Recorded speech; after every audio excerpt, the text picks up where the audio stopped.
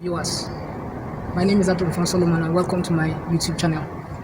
Today I just want to talk to you about something that is very rare in our own Christian lives. I want to talk to you about discernment. Why is discernment important for every Christian? Why is it important that every child of God must have the spirit of discernment? Now, I'm going to use just 3 stories in the Bible. I'm not just going to waste your time. I just want to be brief. 3 stories in the Bible to tell you why the spirit of discernment. You have to ask God to give you the spirit of discernment if you don't have any. Now, before I start, let's just ask God to help our lives. Father, I thank you for whoever is listening to me right now, or wherever they are listening to me from. I commit all my listeners, all my viewers into your hands, and I pray, Father, that you open their minds to receive your word. I pray, Lord, that you teach them, that you admonish them, and that your word will shine a light in their path, in the name of Jesus. Thank you, blessed Father, for hearing us, for in Jesus' name I pray. Amen. Now, discernment. What is discernment? Discernment is the ability to know, the ability to know something in the supernatural level. Now, it is easy for you to perceive things around you in the physical world because of the way God created us. Our senses, or eyesight, hearing, taste, the smell, all a sense of touch, all our sense organ help us to perceive our environment. Now, the discernment is the perception of the spiritual environment around you. How do you know what is taking place around you in the spiritual realm? Now, that's what I want to talk to you about. Now, the first story I'm going to bring to you is about Abraham. Something happened to Abraham twice in the Bible that we see the spirit of discernment working perfectly for this man. Now, if you remember, the Bible says that when Abraham left his father's land, he took his nephew Lot with him. And as they were walking across the world, they were going on their journey. Abraham was growing rich, and the Bible said Lot was also growing rich. It came to a point that Abraham and Lot were almost the same level of riches, that the servants of Lot were now quarreling with the servant of Abraham. Now, of course, Lot is Abraham's nephew. Abraham is uncle. Such things should not be happening between families. So Abraham now said, instead of them to be quarreling, let them divide. The Bible said that Lot chose the plains of Sodom to settle there. He moved and settled in the plains of Sodom. Shortly after he moved, something happened. 5 kings attacked Sodom. The Bible said they subdued Sodom, conquered Sodom, and carried everybody away, including Lot, Abraham's nephew. Now, where Abraham heard it, he took 300 men that were in his house and went after those kings and subdued them. He fought those kings and conquered them, and they took their plunders and everything, rescued Lot. Now, on his way coming back, the Bible said he met with a man, and this man, his name was Melchizedek. Now, it wouldn't have been such a big deal if anybody can meet anybody on the road, but it became a big deal when the Bible said Abraham paid tithes to this man. Why did Abraham pay tithes to this man? How did Abraham know who this man was? This is where the spirit of discernment, this is where you perceive the spiritual environment, what is happening, going on around you in the spiritual realm. That's discernment. Melchizedek wouldn't have mattered much if not what Hebrews chapter 7 talked about Melchizedek. The Bible said he has no beginning, he has no end. He's the king of righteousness, he's the king of peace. Without father, without mother, he has no genealogy. He's a high priest forever. In fact, it is in the order of Melchizedek that Jesus is following.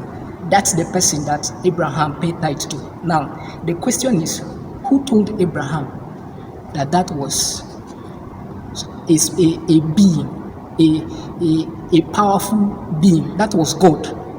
In fact, who told him that was God, that he should pay tithe to this man?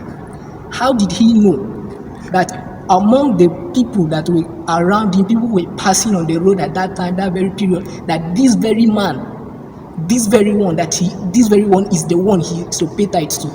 Now, it is the spirit of discernment that helped him to know that. That's the first example of discernment. The spirit of discernment helped Abraham. It was discernment that told him that this man is not an ordinary man. That this man that you are seeing is the king of peace. He's the king of righteousness. He doesn't have any beginning. He doesn't have an end. He's a high priest of God forever. That's discernment. That's what discernment told him. And now, we now look again, moved a little further. In Genesis chapter 18, another thing happened. The Bible says that Abraham was sitting in the evening, in the eve of the day. He looked up from in the plains of Mamre, something like that. He saw three men. Now, three men standing somewhere. Nobody told Abraham that three men was God. Now, in Genesis chapter 18, verse 1, the Bible said, the Lord God appeared unto Abraham in the plains of Mamre. Then the next verse says, and Abraham looked up and saw three men. Then he rushed to those men and said, please, before you continue on your journey, come and rest. Wash your feet. Let me find you something to eat, drink water, just rest a little. I don't know if it was an attitude or something, but at that time, what made Abraham to perceive that those three men standing under that tree that he saw, in those plains that he saw, were not ordinary beings? Something made him realize that these three men, they carry a supernatural power with them. He did not even know that one of them was God himself. The other two were angels. The one was just God himself. He brought them in and he fed them, gave them the best meal he could provide. After eating, it was then that God spoke. God said to him, this time next year, your wife Sarah will give birth to a son. And then from there, a conversation about the destruction of Sodom and Gomorrah took place between him and God. Abraham came to know that he was standing before the Lord God Almighty. When he saw, the Bible says he saw three men. The Bible did not say he saw God. It is the spirit of discernment that made him know that those three men were not ordinary beings. They were supernatural. They carried the supernatural environment with them. There was something supernatural that was about to happen in Abraham's life when he lifted up his eyes and saw those three men. And coincidentally, the spirit of discernment made him invite God into his house, and from there he got a son, Isaac. Exactly as the Lord said. The Lord said, by this time next year, I will return, and Sarah, your wife, will give birth to a son. Now, let's move away from Abraham.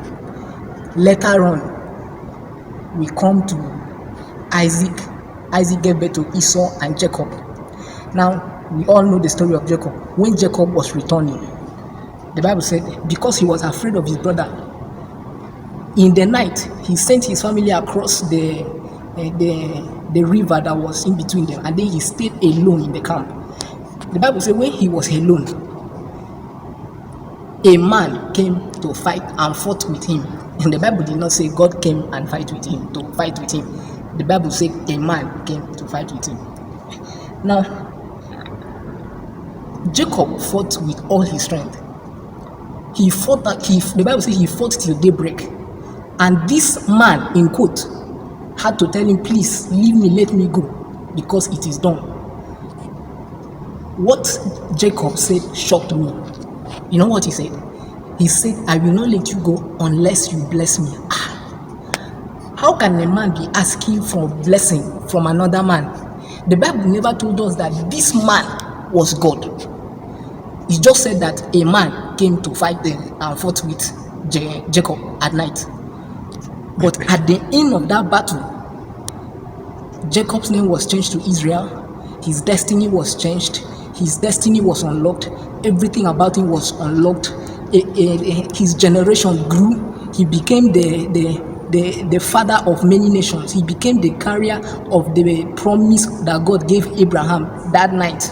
Jacob became a different person entirely because he was blessed by God himself. Now, that's what discernment does. Discernment helps you to perceive the environment, the spiritual environment around you.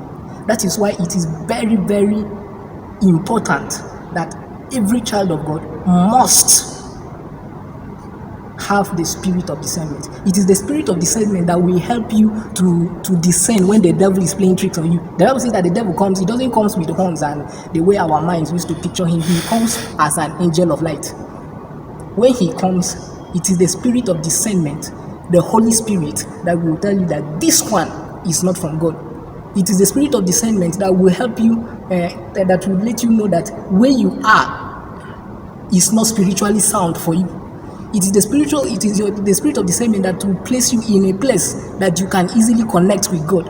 It is the spirit of discernment that will help you perceive the atmosphere when it is very easy to connect to God, when it is not right, when it is not the right time to do some certain things. The spirit of discernment.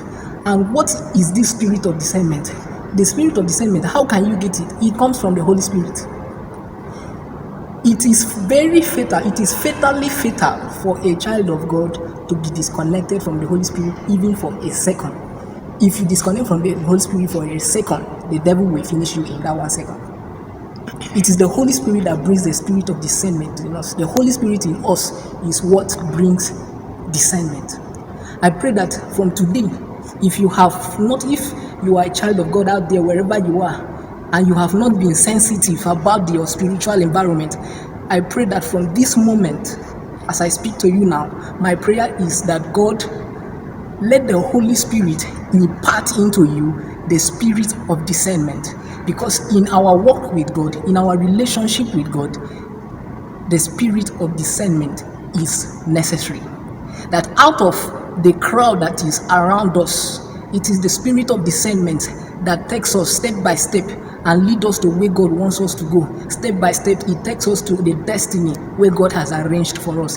It is the spirit of discernment that keeps us in the line, the path that the Lord has drawn for us in our life's journey.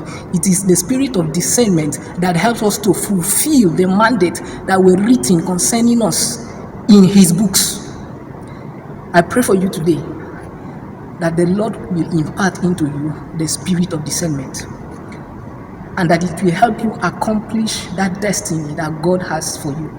Jeremiah chapter 29 verse 11 says, I know the plans and thoughts that I have towards you. They are plans of good and not of evil, to bring you to an expected end. Getting to that expected end is going to be done by the spirit of discernment. And I ask God